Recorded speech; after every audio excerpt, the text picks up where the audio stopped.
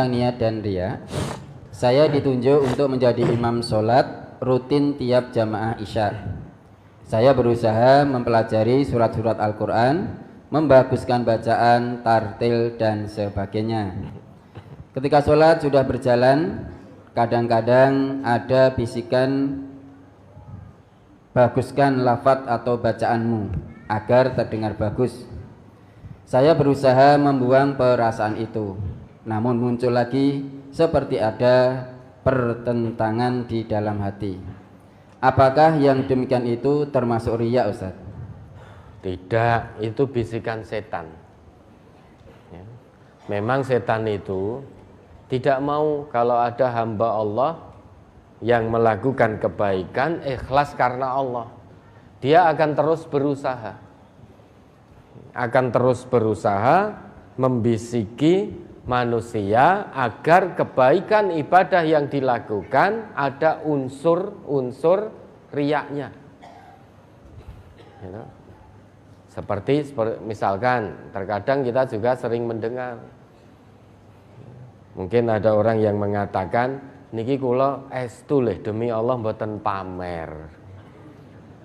Ning kalau wingi saya sudah infak menyantuni anak yatim sebesar 10 juta. Niki kula matur kajengin jenengan kepengin. Masa dengan kebaikan mboten pengin, ning ampun diarani pamer. Estu demi Allah kula mboten pamer. Nah, ini bisa masuk dalam riya. Maka tergantung niatnya apa. Kedalaman hatinya itu Allah yang Maha mengetahui.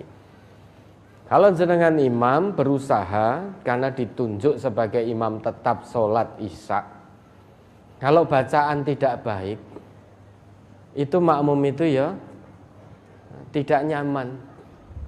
Panjang pendeknya keliru-keliru. Misalkan wassama iwatoriq. Ketoke fasih toh? Wassama iwatoriq.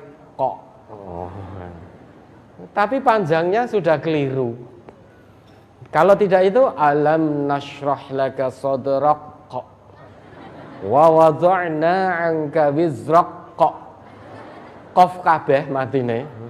Padahal itu kaf. Sepertinya fasih. Tapi keliru.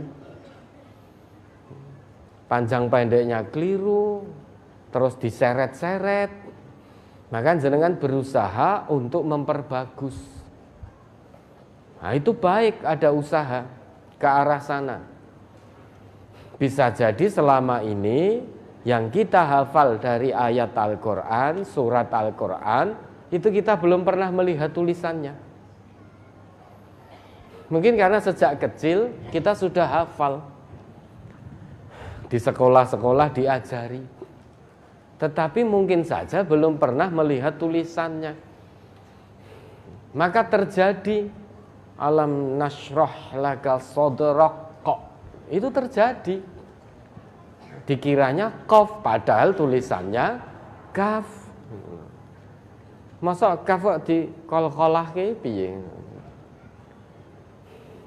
Was-samaa'i wa tariq. Was-samaa'i wa tariq. Ada kesalahan-kesalahan yang mendasar. Ada kesalahan yang mendasar. Wa tariq. Wa tariq. Enggak ada tasdid di toknya, kemudian riknya kok jadi panjang. Artinya berubah itu. Maka ada usaha untuk memperbaiki bacaan. Itu ada nilainya di hadapan Allah. Sekalipun kita dalam berusaha mutata'ti, terbata-bata, dapat 2 pahala menurut Nabi. Man yatata'ta falahu ajroni. Barang siapa yang berusaha memperbaiki bacaannya, kok dia terbata-bata betul, sulit betul, namun dia tetap berusaha, maka dia dapat 2 kebaikan.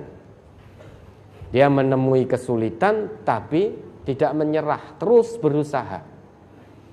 Karena itu kitab sucinya. Itu kitab sucinya. Kalau bukan orang Islam yang membaca, siapa yang akan membaca? Sedangkan orang di luar Islam saja sekarang sudah sangat banyak yang fasih membaca Al-Quran. Hukum tajwidnya hafal di luar kepala. Banyak itu orang di luar Islam. Tujuannya apa? Untuk mencari-cari kesalahan Al-Quran. Mereka saja yang benci dengan Quran, berusaha mencari-cari kesalahan Al-Quran, itu mau mempelajarinya, masuk ke dalam Al-Quran, mempelajari bacaannya, hukum tajwidnya, cara tartilnya, tahsinnya, all out betul untuk mencari kesalahan Al-Quran. Tetapi tidak menemukan. Lah kita orang Islam yakin Quran ini la raiba fi, masa tidak mau all out? Baru belajar pisan angel ini. Wes angel sudah ditinggalkan begitu saja. Padahal dijanjikan oleh Nabi dapat 2 kebaikan menjadi tabungan akhirat. Oh la isin no wes tuwa. Kenapa malu? Wong Allah yang perintahkan, Nabi yang perintahkan, kenapa harus malu? Semaksimalnya ya, belajar memperbaiki bacaan semaksimalnya. Tidak dituntut untuk sempurna, semua sesuai dengan kadar kemaksimalan masing-masing. Lah panjenengan sudah melangkah ke arah sana. Mudah-mudahan ya dapat kebaikan di sisi Allah. Tetapi kalau jenengan nanti jadi imam, kemudian sudah hafal Al-Quran, panjang-panjang suratnya, berlakulah bijaksana. Ojo peh hafal Quran, terus sholat subuh, rakaat pertama Al-Baqarah. Atau tidak usah Al-Baqarah, rakaat pertama An-Naba, rakaat kedua An-Nazi'at. Padahal makmum panjenengan ada yang sepuh, ada yang berdiri sudah bergetar, sudah gemetar. Ya. Kemudian jenengan tidak berlaku bijaksana karena sudah hafal. Amma yatasaalun sampai ayat terakhir. Rakaat kedua wan nazi'ati gharqa, terus sampai akhir. Suwe-suwe salam makmume ra enek pisan. Iya. Maka Nabi dulu mengatur sawwu sufufakum. Itu sambil melihat makmum-makmum beliau. Tujuannya apa? Biar imam tahu, oh ternyata ada makmum yang sudah sepuh atau sedang sakit, atau berdiri saja tubuhnya sudah bergetar. Tidak mungkin itu kalau kita imam dengan ayat yang panjang-panjang. Bahkan dulu Nabi pernah memperpendek sholat beliau ketika mendengar tangisan seorang anak. Nabi memperpendek sholat. Yang harusnya bacaan panjang, Nabi pendekkan. Karena mendengar seorang anak nangis. Kemudian ketika selesai ditanya, ada apa wahai Nabi? Nabi menjawab, alangkah beratnya hati seorang ibu mendengar tangisan anaknya sedang dia tidak bisa berbuat apa-apa karena dalam sholat. Alangkah beratnya hati seorang ibu mendengar tangisan anaknya sedang dia tidak bisa berbuat apa-apa karena posisinya dalam sholat. Maka Nabi memperpendek. Itu imam yang bijaksana. Kalau jenengan hafal Quran, mau praktek hafalan, nanti pas sholat sendiri. Jenengan pas tahajud, ya toh? Pas tahajud, rakaat pertama Al-Baqarah selesai. Rakaat kedua Al-Imran. Ya toh?